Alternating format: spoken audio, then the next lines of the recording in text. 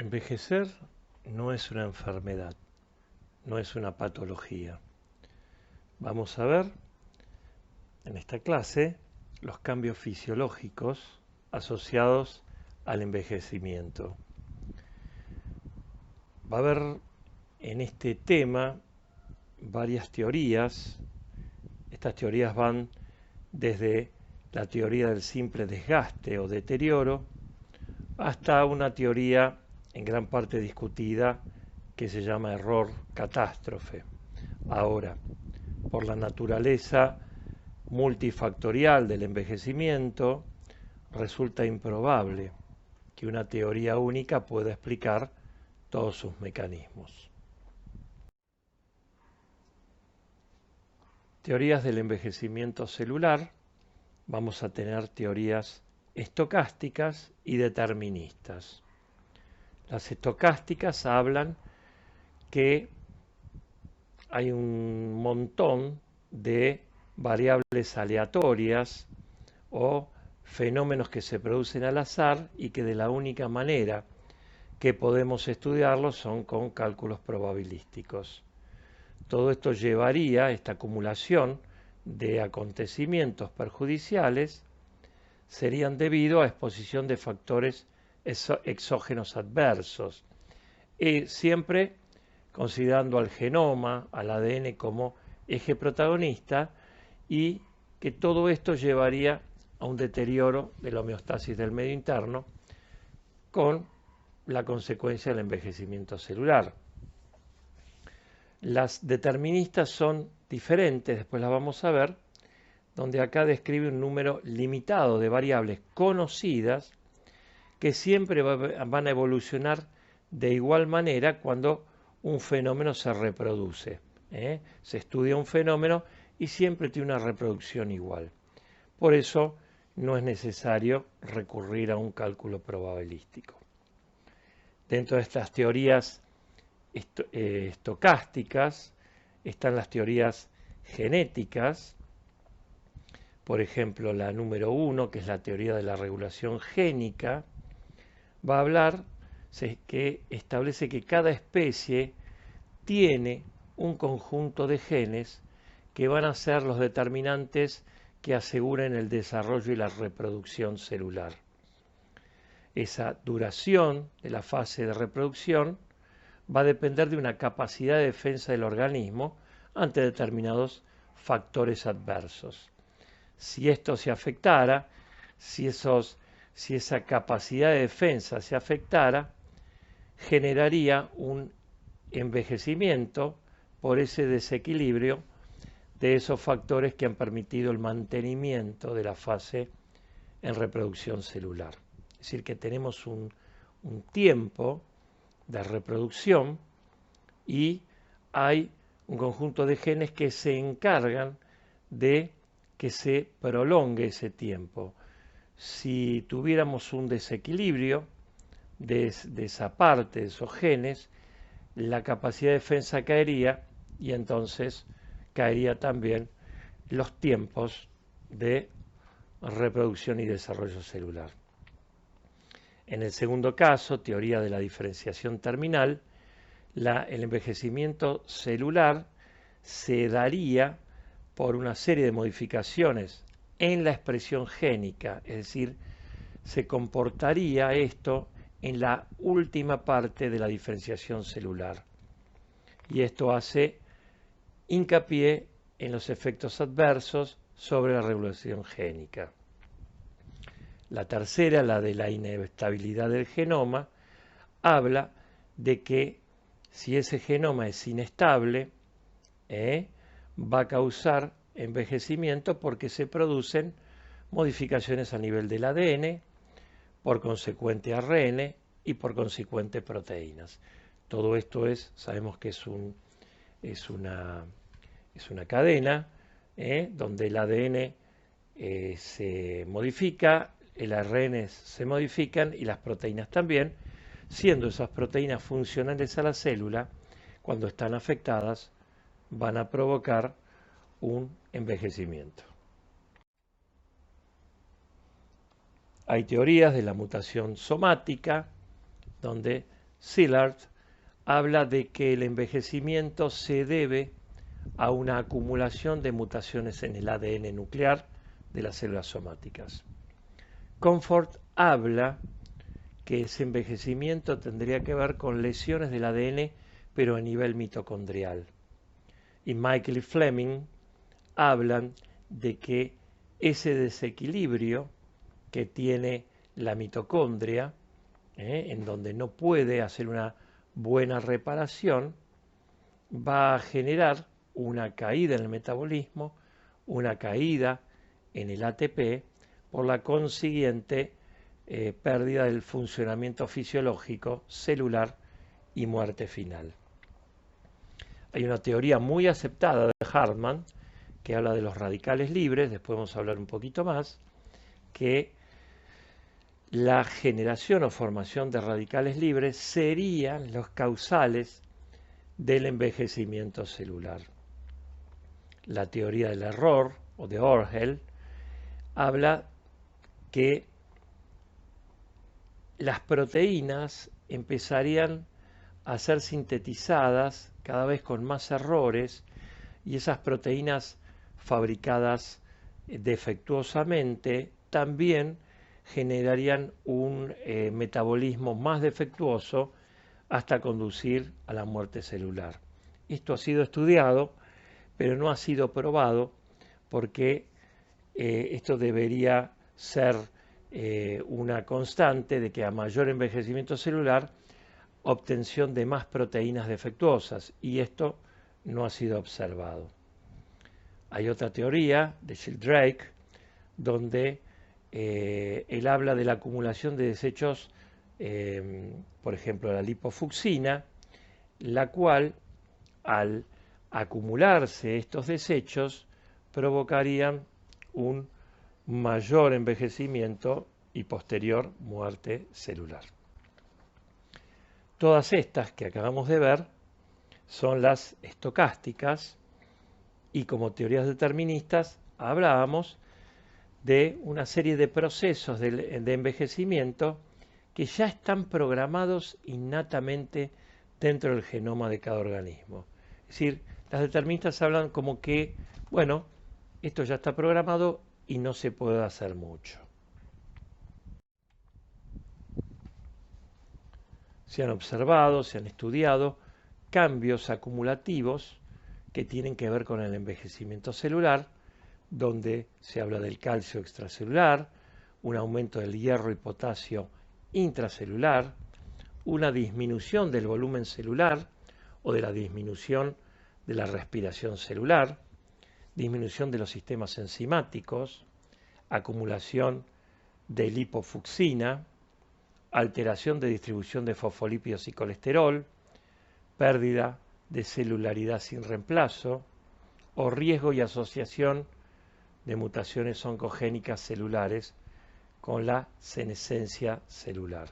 Es decir, problemas de acumulación de sustancias, caídas de sistemas metabólicos, acumulación de pigmentos, alteración en la distribución de ciertas sustancias que tienen su lugar en cada parte de la célula.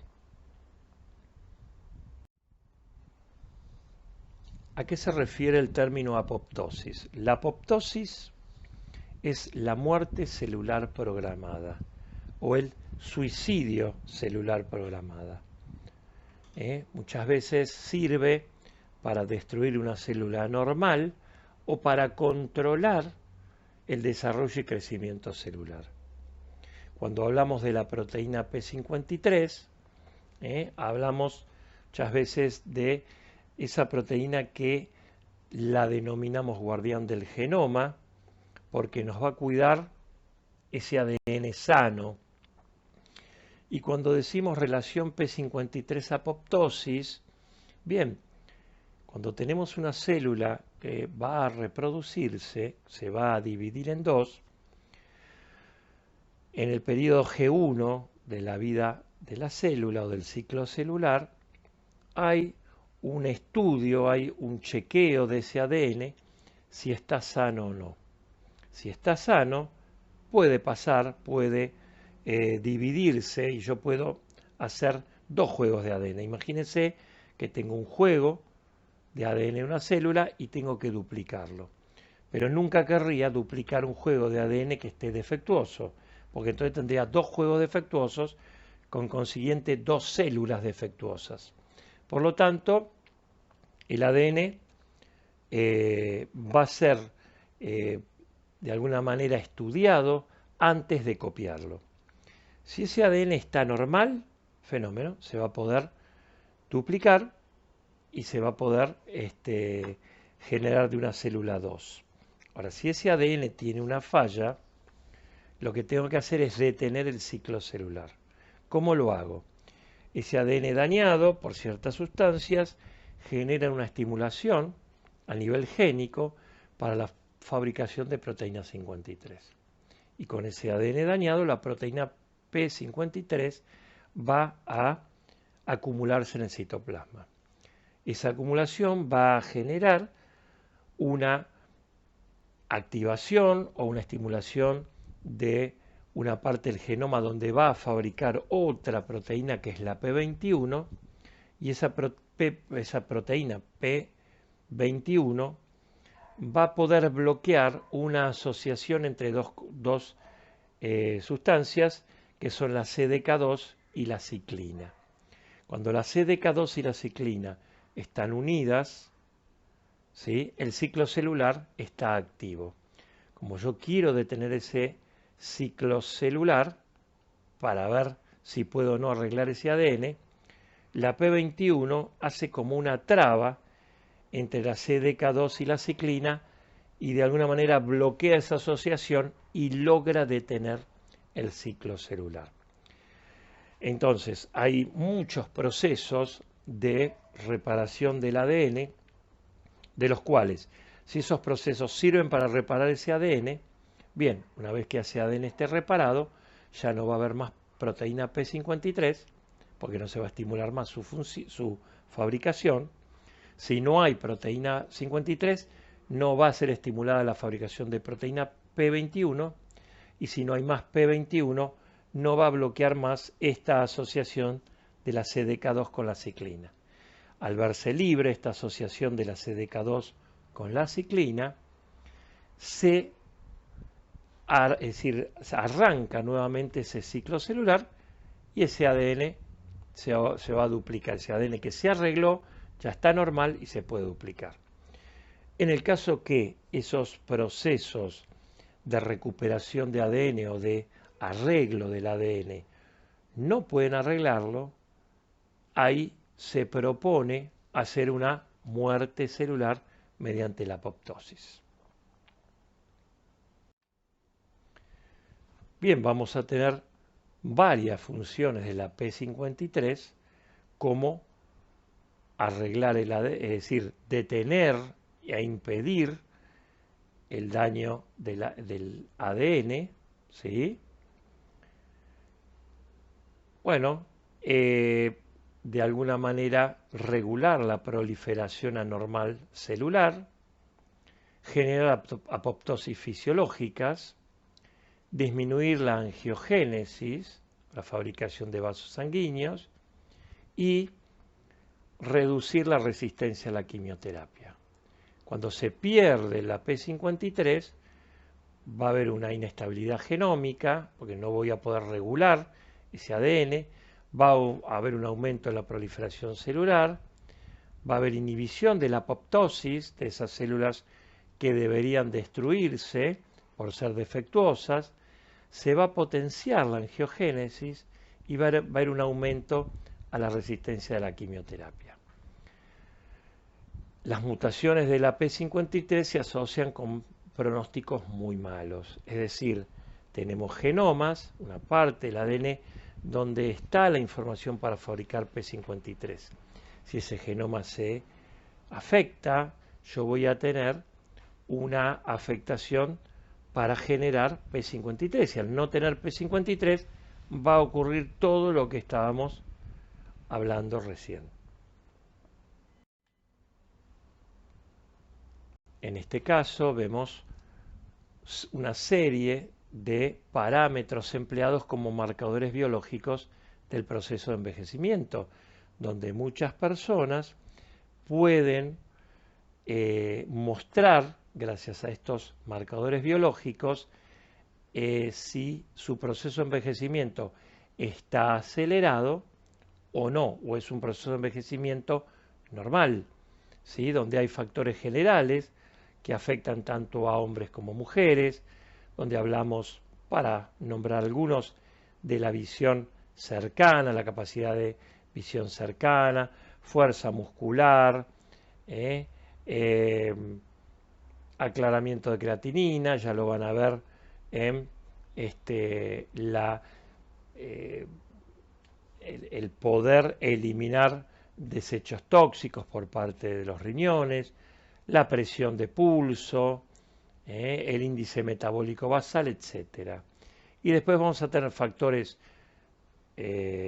solo femeninos o factores solo masculinos, también para ver este proceso de envejecimiento. En cuanto al tema de radicales libres, a partir de una molécula de agua, al romper ese enlace covalente, voy a tener radicales hidroxilos, que vemos acá, y protón-hidrógeno, ¿sí? El hidroxilo va a actuar en las bases nitrogenadas del ADN y del ARN y va a alterar la información genética de esas células. Por lo tanto, va a estimular una peroxidación lipídica alterando los lípidos de las membranas celulares. Y como habíamos dicho, el atacar las membranas celulares es muy peligroso para la viabilidad de esa célula, porque empezamos a complicar los sistemas de transporte y lo que tiene que entrar y lo que tiene que salir. Por lo tanto, esas células van a envejecer muy rápido con peligro de muerte.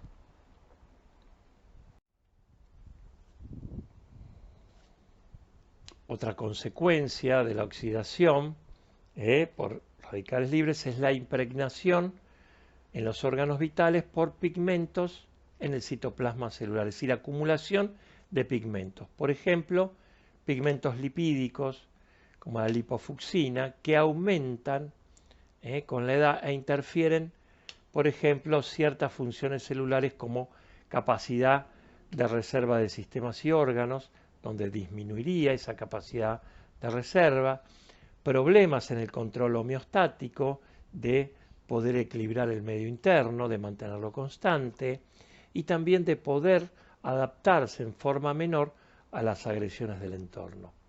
Es decir, nuestro sistema orgánico, tiene capacidades de reservas, tiene buenas adaptaciones y buen control homeostático que se verían afectados por estos acúmulos de, por ejemplo, pigmentos a consecuencia de los radicales libres. Resumiendo, el proceso de envejecimiento es multifactorial, donde en este dibujo vemos que hay un montón de causas en las cuales estamos conectados continuamente todos los días, desde nuestra genética, lo que comemos todos los días, si nos enfermamos, no nos enfermamos, nuestra vida en sí, nuestro estilo de vida, nuestra psicología, nuestra autoestima, la educación que recibimos, el hábitat, la familia y la sociedad en la que estamos inmersos. Todo eso es como un gran rompecabezas donde todas las partes tienen un protagonismo en conjunto para ver si una persona envejece más rápido, menos rápido, si tiene una vida más larga o no. Y ahí vamos a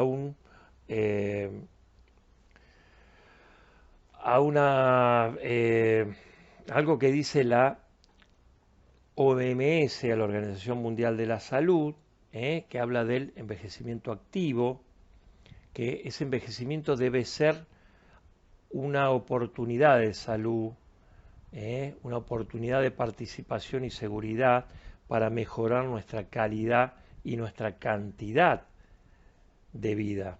¿Mm? Entonces, ahí la OMS propone un envejecimiento, podemos decir, sano, en una experiencia positiva que va a ser no solo del individuo positivo, sino que va a ser también para la comunidad. Por último y cerrando, también lo que dice la Organización Mundial de la Salud, que es que un envejecimiento saludable es el proceso de desarrollar y mantener la capacidad funcional que permite el bienestar en la vejez. Es decir, si nosotros somos funcionales, vivimos ese envejecimiento en forma, como decíamos, activa, no solo vamos a vivir más, sino que vamos a vivir mejor, con bienestar.